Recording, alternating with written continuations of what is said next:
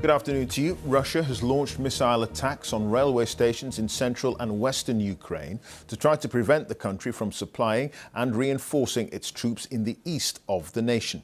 The railways are crucial for evacuating citizens too. The number of injured or killed in the missile strikes isn't yet known. Meanwhile, unrelenting Russian attacks continue in the eastern Donbas region. There's been fighting there since 2014 between Ukrainian forces and separatists who want closer ties with Russia.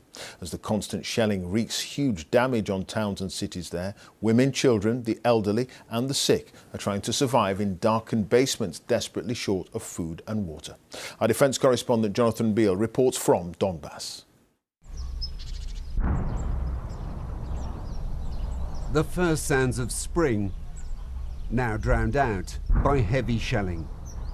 In eastern Ukraine, their battered flags still flying. But signs of life are vanishing fast in the face of a renewed Russian offensive. Russia's making small gains, but creating widespread chaos and devastation right across the region. Most have already fled the towns and cities of the Donbas. It's the few, like Valentina, who've stayed behind. We found her trying to find food during a lull in the fighting. Of course, it's dangerous. Everybody is scared. Now we are even afraid of silence. You never know what will happen next. This is now her home. Lysychansk has become an underground city. She shares a dark, dank shelter with another 50 people. They say they're running out of clean water and food. And some don't even care which side is winning. My brain hurts.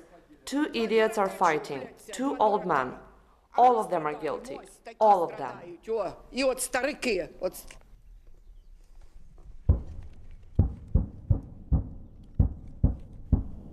But there is no peace from the constant barrage of artillery. It's becoming yet another Russian war of attrition. They're trying to break Ukrainian forces along a front line that stretches for 300 miles. We have bomb attacks, rocket attacks every day. Every day, every time, every day, every horse, all days. If we lose not only Ukraine, lose all world. And your countries and other countries too. Here, they're still relying on mostly old Soviet weaponry. They proudly show off their one British-supplied anti-tank missile, the N-Law. They've already used the other one to destroy a Russian tank. We need that weapon. For our freedom, for our winner, for that war. We need that weapon. And when we have more that weapon, war is ending. Do you have enough of them? That position? Yeah, this position?